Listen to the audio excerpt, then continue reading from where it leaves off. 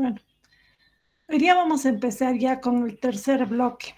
Si bien no hemos dado el examen, el segundo parcial, que es bacteriología, pero no podemos dejar de seguir el cronograma porque tenemos que cumplir un calendario. Entonces, hoy día yo les voy a hablar de la introducción de los virus. El video ya lo tienen, se los he subido a plataforma, los objetivos también. Entonces, voy a tratar de dar un enfoque holístico. Vamos a ver el conjunto de patologías que vamos a ver en este bloque que están producidas por virus. Déjenme a ver, les estoy compartiendo en este momento lo que ustedes ya tienen en plataforma, que son la guía para la primera teórica de este tercer bloque. Ustedes saben que a partir de esta clase hasta la última clase que llevemos en es el contenido para el tercer parcial. Si ustedes se fijan, ahora nos vamos a referir a esas partículas submicroscópicas, porque para muchos investigadores estos no son seres vivos reales, porque no pueden vivir por sí solos, son dependientes de las células, y por lo tanto muchos prefieren, con los que estoy de acuerdo, en llamarlas partículas submicroscópicas. Vamos a explicar las propiedades generales, vamos a describir los diferentes criterios de clasificación de los virus. Tenemos que entender todo el proceso de replicación viral. Por lo tanto, vamos a identificar y además explicar los pasos del proceso de multiplicación viral. Vamos a comparar el ciclo de multiplicación de los virus animales que contienen ADN y ARN, porque uno de los rasgos, saben, diferenciales de estas partículas es que estos microorganismos tienen o ADN o ARN, aunque ya vamos a ver a lo largo de las teóricas cómo hay algunas excepciones a esto. Ya nuevamente las referencias bibliográficas o fuentes de información están en los dos libros de base que tienen, y además el video que se les sube, en el que se hace algunas aclaraciones o se da énfasis a unos aspectos más que a otros. Como ha ido sucediendo a lo largo del año, no vamos a repetir la clase teórica que ustedes tienen por demás, que pueden verla de forma asincrónica el rato que tengan tiempo y el número de veces que quieran el video, pero sin embargo yo les voy a hacer una introducción de a qué nos vamos a referir hoy día.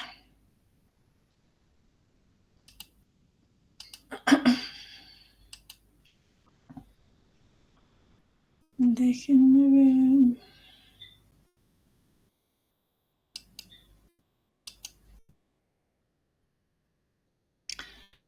Están viendo, ¿cierto? Sí, Doc. Ya. Entonces,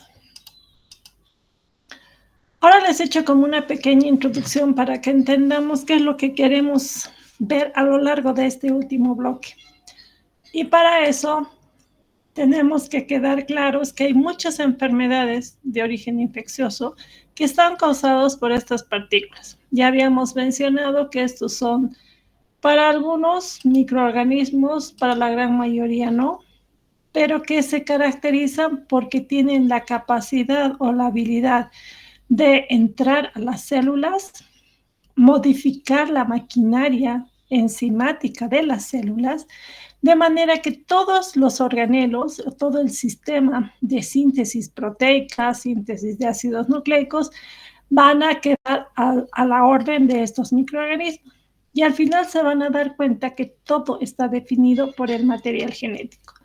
Entonces, cuando hablamos de virus, que es lo que nos interesa, esta parte microbiológica, estas partículas en realidad tienen componentes básicos que son proteínas, y dentro de las proteínas está un ácido nucleico que puede ser ADN o ARN. Ya les había mencionado, no tienen los dos, solo uno, y es una de las razones por las que, y obviamente no tienen toda la información o toda la maquinaria necesaria para sobrevivir por sí mismos. O sea, estos microorganismos o estas partículas no se multiplican solas, sino que son células dependientes. Necesariamente tienen que estar dentro de una célula y utilizar esta infraestructura para poder replicarse. Les voy a hacer un resumen de lo que vamos a ir viendo Y ustedes van a ir quizás identificando a lo largo de esta pequeña presentación algunas enfermedades de las que han oído hablar.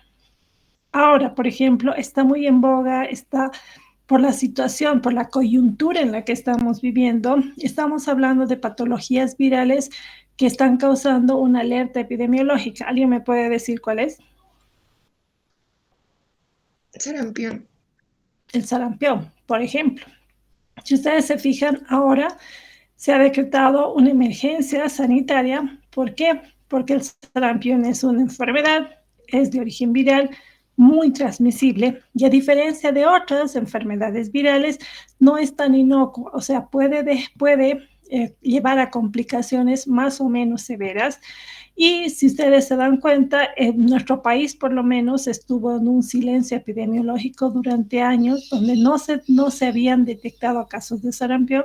Sin embargo, ahora tenemos los casos, van en aumento, es muy transmisible. Entonces, en esta etapa o en este periodo, dentro de nuestro temario está incluida, por ejemplo, esta enfermedad, pero nos vamos a orientar básicamente a conocer el agente etiológico, sus características y demás. Si vamos viendo, ¿alguna vez han visto esto? ¿Herpes labial, doctora? El herpes labial. Esta es una patología muy frecuente. Sabemos que la mayoría de la población se ha infectado con el virus durante la niñez, más en países en vías de desarrollo como el nuestro. Y si ustedes se fijan, este es un cuadro un poquito más severo. Existen cuadros mucho más leves, donde ustedes van a tener esas vesículas, ya sea en los labios, en la comisura o en la parte interna, en la mucosa bucal, como pequeñas ulceraciones. Y les aseguro, a más del 50% de los estudiantes, incluso los que están presentes, les ha tenido que haber pasado, les ha debido pasar. Por estadística sabemos que más del 70% de la población puede estar infectado con un virus que se llama herpes simple tipo 1, porque hay diferentes virus herpes. Entonces, aquí nos vamos a referir. Es más, una de las primeras familias que vemos en este bloque es precisamente de los herpes. Pero además, muy relacionado dentro de la misma familia, se van a fijar que hay varias, no solamente están los herpes, también están los que causan el virus de la varicela. La varicela es una enfermedad exantemática muy común en pediatría, o sea, en los niños, que puede tener complicaciones o puede tener enfermedades posteriores durante la edad adulta. Hay otros virus que pueden producir lesiones como esta. Esta se llama leucoplasia oral vellosa, una placa blanquecina que está en la boca. Hay otros virus que pueden producir enfermedades congénitas. Hay virus que pueden, le estoy hablando dentro de la misma familia, hay virus que pueden afectar fundamentalmente a pacientes inmunosuprimidos. Hay un virus, por ejemplo, que es importante y es uno de los responsables el responsable sobresaliente de lo que es el rechazo de los trasplantes, etc. Entonces, hoy día estamos viendo brevemente las enfermedades. No son todas las que vamos a ver, pero sí por lo menos una representativa de los virus que vamos a estudiar.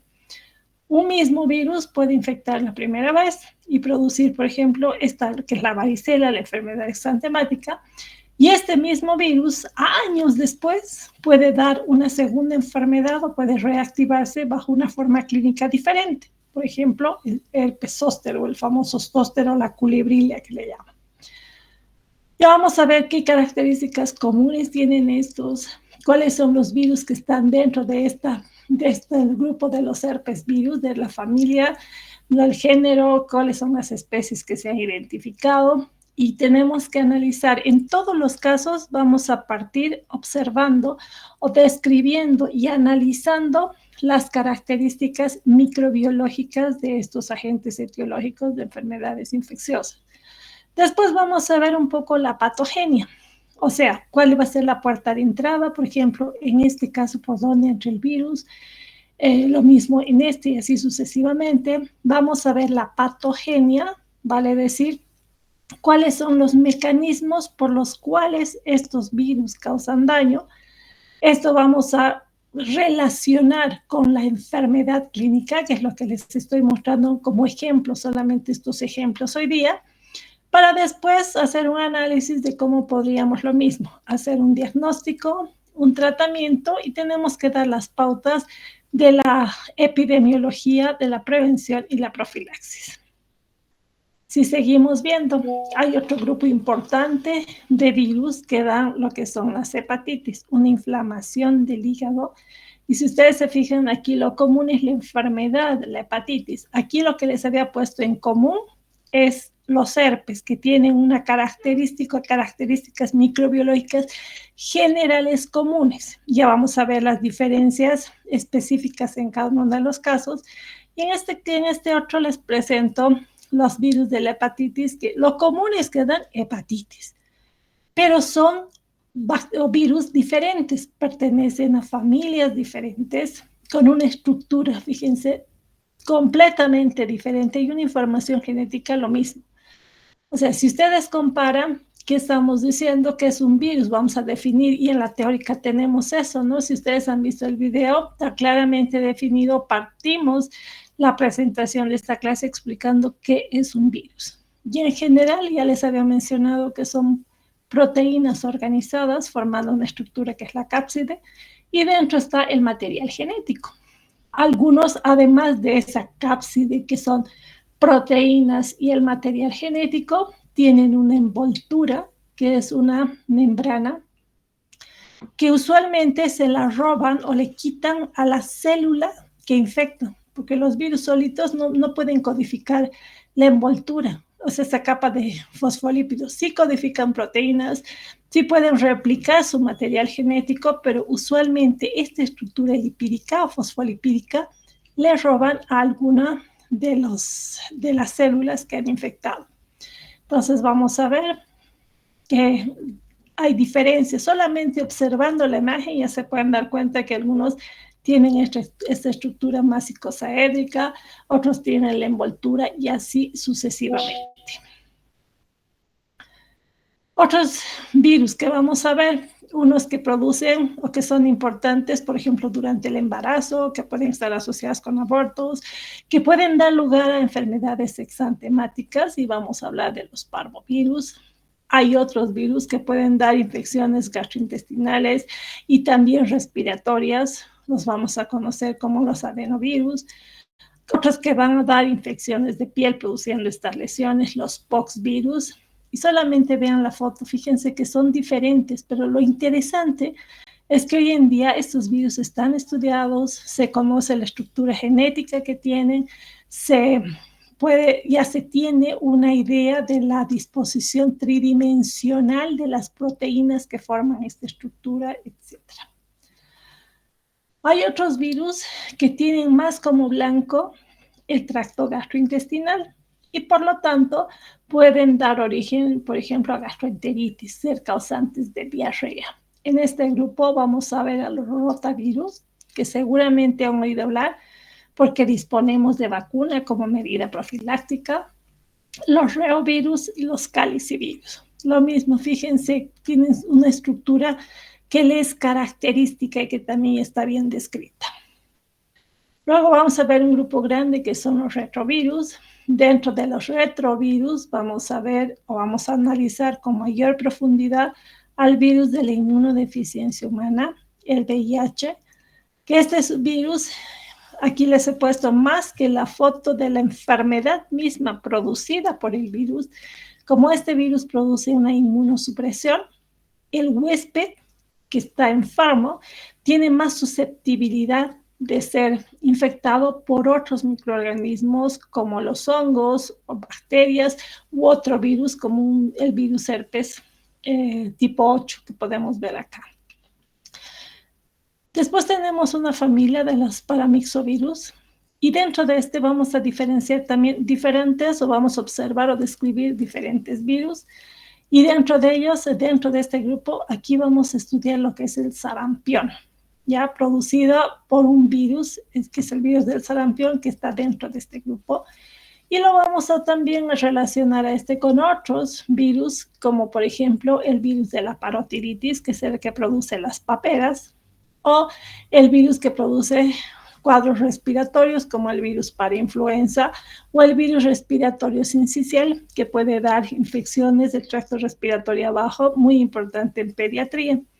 Aquí nuevamente, si se ponen a pensar, hay virus que tienen características generales comunes que ha permitido colocarlas en el mismo saco, en el mismo grupo. Por ejemplo, los paramyxovirus.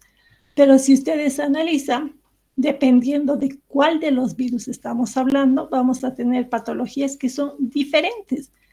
Pero de alguna forma estamos relacionando el sarampión con las paperas o con las neumonías producidas por VRS, o el croup producido por el parainfluenza, etc. Hay otros virus que también vamos a analizar por la importancia que tiene en determinados grupos etarios. Por ejemplo, el virus de la rubiola, muy importante durante el embarazo, porque puede dar lugar a malformaciones o a daños en el producto. El otro que vamos a observar, la otra familia de los ortomyxovirus. Dentro de este vamos a identificar al virus que produce la gripe.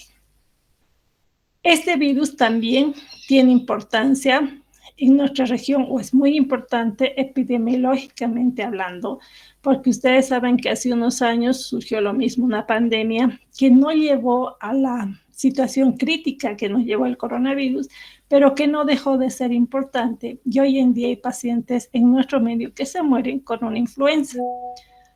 Me imagino que han oído hablar también de este. ¿Por qué? Porque cada año se hace una campaña de vacunación contra el virus de la influenza. Por lo tanto, tenemos que estudiar al virus, sus características, mecanismos patogénicos, etc. El otro grupo que vamos a analizar, los picornavirus. Y dentro de este también existen diferentes virus, como el virus de la polio, de la poliomielitis, que puede producir desde una infección asintomática hasta una enfermedad paralítica. Luego vamos a tener los virus como los coxsackie-virus, que dan varias enfermedades, pero una que podemos mencionar, la que se llama la enfermedad mano-pie-boca. Vamos a tener los virus que producen la herpangina, que es un tipo de enfermedad que también se manifiesta a nivel de las mucosas. O vamos a tener la pleurodimia, que también está producida por virus que están dentro de este grupo. O los rinovirus, que son causantes del resfrío común, que los vamos a integrar, los vamos a analizar. Lo que quiero es que se fijen, así, dándole una mirada holística a todo el proceso. Aquí estoy volviendo a hablar de virus que tienen características comunes, pero que después vamos a diferenciar, porque obviamente, si bien tiene características comunes que nos permita agruparlos dentro de una familia, cada uno de los virus tiene características que le son propias, inherentes, que están relacionadas con la enfermedad que van a producir. Obviamente, antes de la pandemia, les estoy hablando antes del 2020, el coronavirus lo estudiábamos como un virus más adicional, lo mencionábamos y punto. A partir de la pandemia lo estudiamos con más detalle, obviamente por la importancia que ha tenido a partir de la pandemia y que sigue teniendo en todos los lugares del mundo, porque ya es endémico y sigue siendo causa de mortalidad. Entonces vamos a analizar las características de este virus y demás, que está dentro de los coronavirus.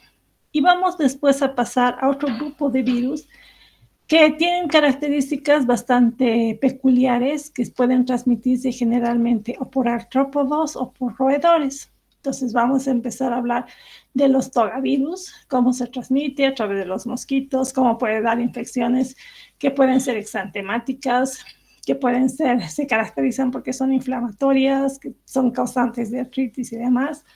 Los bunyavirus, los que pueden producir enfermedades, ya sea pulmonares, enfermedades hemorrágicas, y donde juegan un rol importante los ratones como reservorio.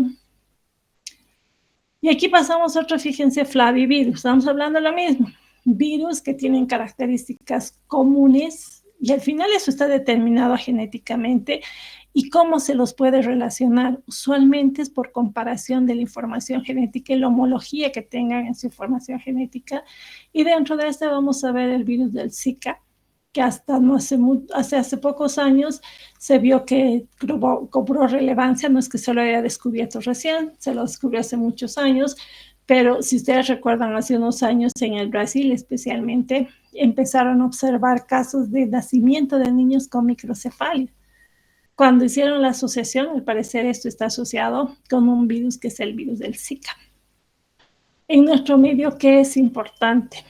Que hasta hace unos años también epidemiológicamente era trascendental en regiones tropicales de nuestro país, pero que hoy en día sabemos que ya no está restringida esas áreas. Cochabamba también ahora es importante desde el punto de vista epidemiológico, que es el virus del dengue, transmitido por un virus. Este es producido por un virus donde un transmisor importante es el mosquito.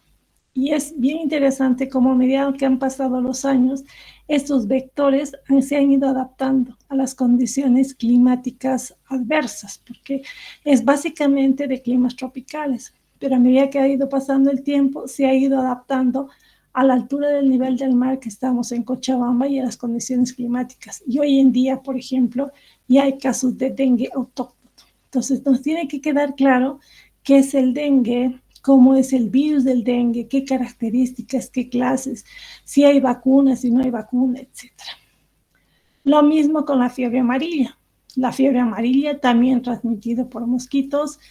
En nuestro país es importante. En diferentes países del mundo se solicita para el ingreso a determinadas áreas geográficas de un carnet de vacunación, o sea, una vacuna obligatoria contra este virus, y muchos otros que producen cuadros que son hemorrágicos o encefalitis. Y vamos a ver que hay muchas encefalitis, no son tan importantes en nuestro medio, pero igual tenemos que estudiarla.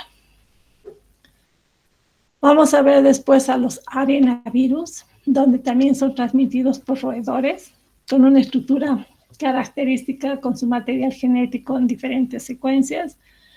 En nuestro país es bien interesante porque en Bolivia se han descubierto arenavirus que son los únicos, o sea, son originarios de nuestra región, diferentes a lo que se ha visto en el mundo entero, también lo vamos a ver. El famoso virus del ébola, hay hasta películas que se han hecho con este virus. Es un virus también interesante porque es bastante grande, pero lo más terrible de este virus es cómo se transmite por contacto directo, ¿ya? Y hace una causa de mortalidad importante en algunas áreas geográficas, especialmente en el África. Todos hemos oído hablar también de la rabia, ¿no es cierto? La rabia canina, que puede ser transmitido no solamente por perros, la rabia, sino también por otros animales como gatos, los murciélagos, zorros, etc. Nos tiene que quedar claro qué es, cómo decide el virus de la rabia, cómo ingresa, cómo se puede prevenir, por qué después de que ha habido un contacto sospechoso se puede prevenir con vacunación, etc. Y en la última parte se les va a dar lo que son los virus tumorales, o sea, hay procesos neoplásicos o tipos de cáncer que definitivamente se han asociado con infección por determinados virus. Y entre ellos vamos a ver a los virus, por ejemplo, del papilomavirus humano, que está relacionado con cáncer de cervix uterino, el linfoma de Burkitt o casi el carcinoma nasofaríngeo, que están asociados con una infección por Epstein-Barr virus, etc. Y en último bloque va a comprender una explicación de lo que son los priones, porque todo lo que hemos visto hasta ahí o lo que vamos a ver hasta ahí van a ser partículas submicroscópicas consideradas virus, o sea que tienen proteína, tienen un material genético, envoltura o no, pero son de este tipo. En cambio, los priones hoy en día sabemos que son solo proteínas que tienen una estructura alterada y que por contacto pueden alterar otro y se ha asociado con otras patologías. Entonces, a lo largo de este bloque, ¿qué vamos a ver? Las enfermedades virales. En todos los casos, tenemos que darle mucha importancia a las características microbiológicas del virus.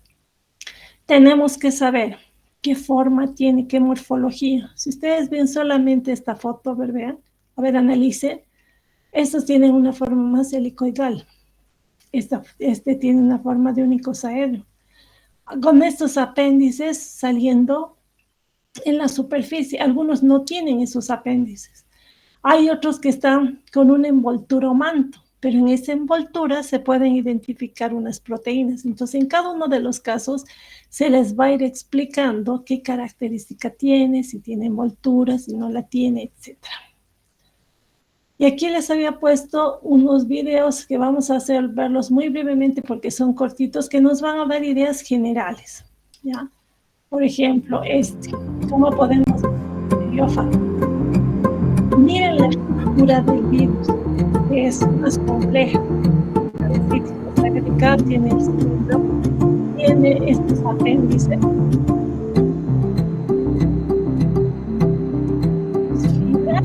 Y cómo el virus, por ejemplo, estos virus, cómo infectan una célula. Y si ustedes se fijan, es como si se sentara y el material genético es que le va a pasar al interior de la célula. Si nos imagináramos a un virus, más o menos esta es una estructura de un virus que tiene una envoltura, y fíjense cómo se representan esquemáticamente estos apéndices que son proteínas, que generalmente son característicos de cada virus.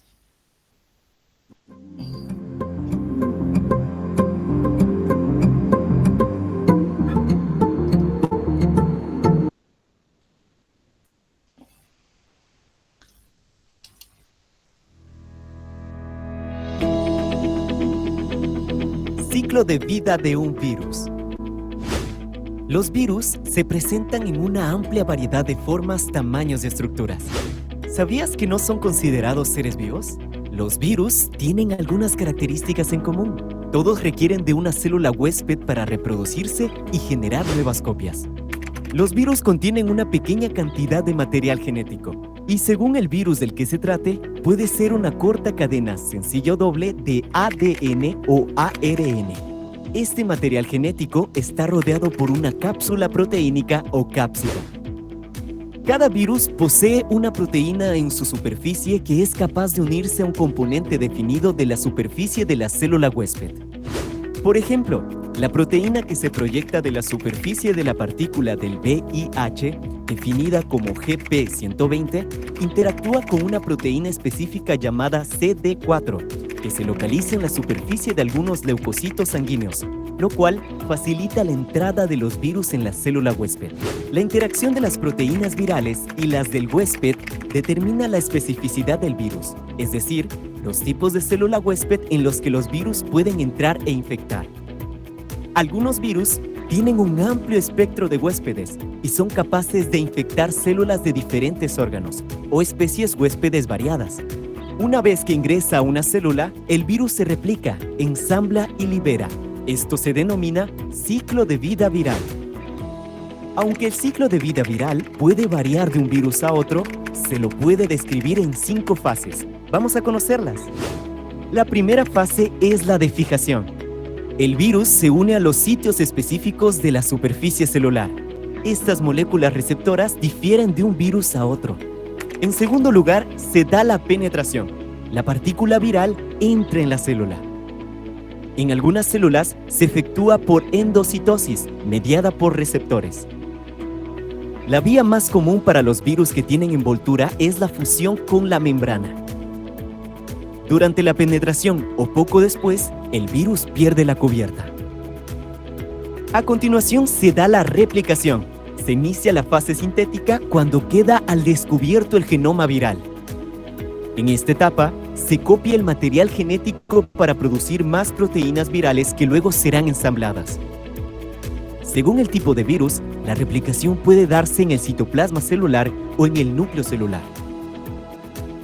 La etapa de ensamble comienza cuando las nuevas partículas virales creadas se ensamblan para formar la cápside viral. Este mecanismo se lleva a cabo teniendo en cuenta los patrones del genoma y proteínas virales. Finalmente, en la quinta fase se da la liberación. Las partículas virales terminadas abandonan la célula hospedadora para infectar a otras.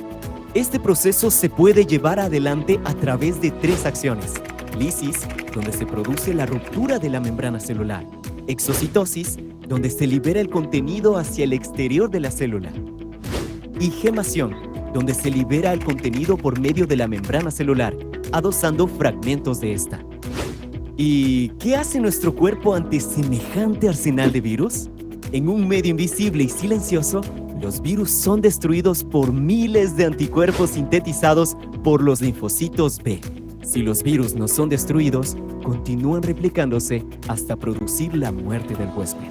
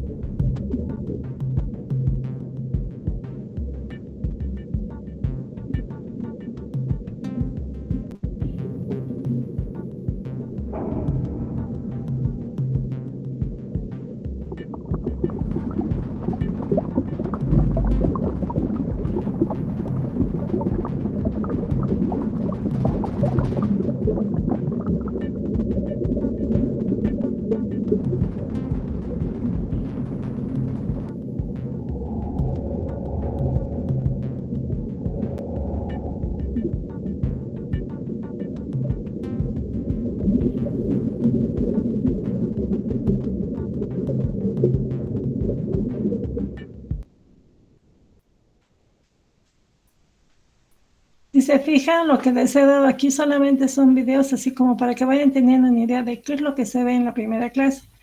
Y cuando ustedes se vayan entonces a la clase misma que la tienen en el video, eso es lo que se les explica paso por paso. Porque la replicación, si bien ven los pasos generales que se tiene, entonces ustedes tienen esta clase que está en un video. Si nosotros resumimos, si se fijan, ¿qué es lo que vamos a ver? Primero les hago la definición de lo que es un virus. ¿Qué diferencia hay entre un virus y un prión? Que es lo más importante, que no solamente son seres vivos, que es importante saber que los seres humanos también tenemos una microbiota. Dentro de nuestro microbiota normal pueden estar virus que están en el cuerpo humano y que interaccionan con las células. Después todos los tipos de interacción que pueden tener, cuáles son las enfermedades así en general. Y empiezo con lo que son los virus, y es lo que les he mostrado, pero detallado. Si ustedes se fijan, hoy día les he partido por las enfermedades que están causadas por los virus. Entonces, esta primera clase, les define, o sea, les da los lineamientos más importantes para definir lo que es un virus, las características que tienen, cómo se les clasifica, la forma. Si se fijan, toda la estructura del virus se las explico en esta parte. ¿Qué nombre es el nombre? ¿Por qué se les ha dado el nombre? Esto es importante, la taxonomía, como varias especies están dentro del género, su familia y orden. Les había dicho, por ejemplo, los herpes, la familia de Herpesviridae. Ahí vamos a ver que hay subfamilias y ahí vamos a diferenciar a los virus a esta especie, ¿ya?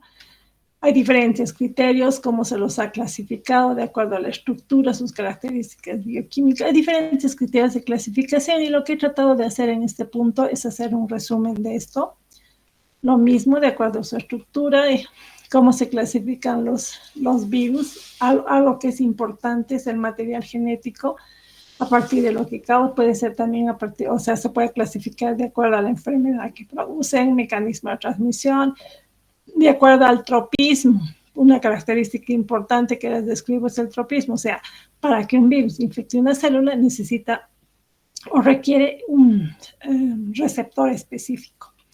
El genoma, en estas dos diapositivas, y les digo en el video, nos resume todos los virus que vamos a ver a lo largo de la clase, ¿ya?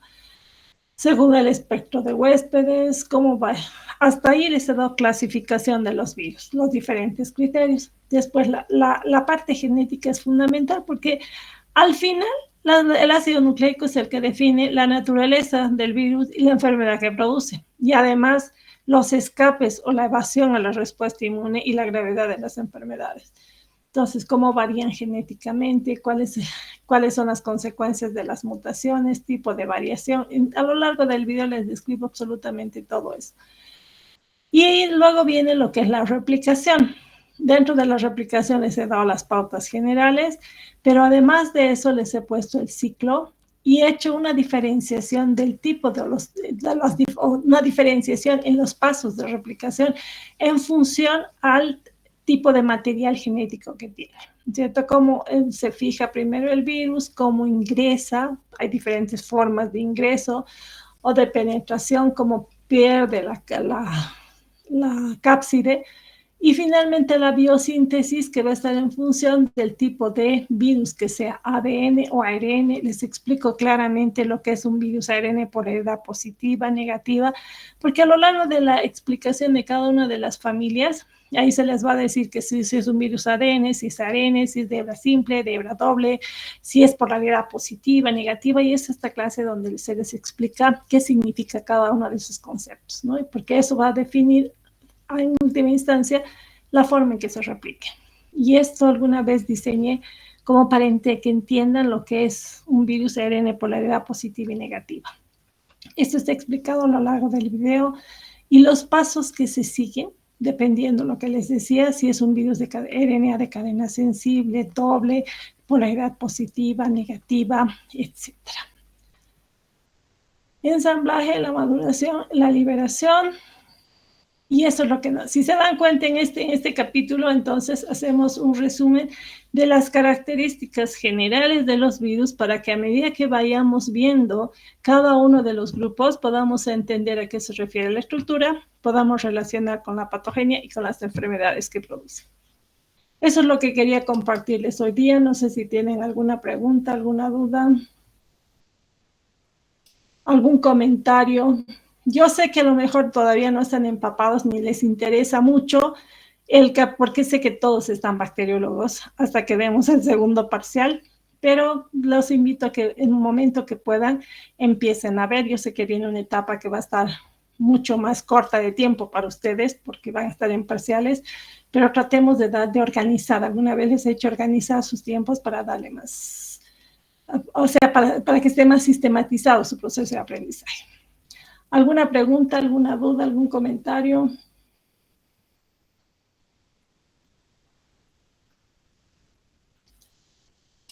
¿Me han oído? Sí, Doc. Ay, gracias. Bueno, y lo que les voy a subir a plataforma, no sé si he puesto o no he puesto, creo que no. Ya, de todos modos, lo que voy a subir ahorita a plataforma es un cuestionario. Lo mismo, para cuando ustedes estudien, se autoevalúen con el cuestionario que les voy a pasar, que eso les va a servir ya para cuando se preparen para el tercer parcial. ¿De acuerdo? Ya, chicos, los dejo entonces. Conmigo nos vemos la siguiente semana. Me toca las 2 clases con ustedes, así que nos vemos el lunes. Que estén bien, cuídense. Vayan a estudiar. Hasta luego, Doc. Hasta luego, doctora, gracias. Hasta luego. Hasta luego, doctora, gracias. Hasta luego. Hasta luego, doctora.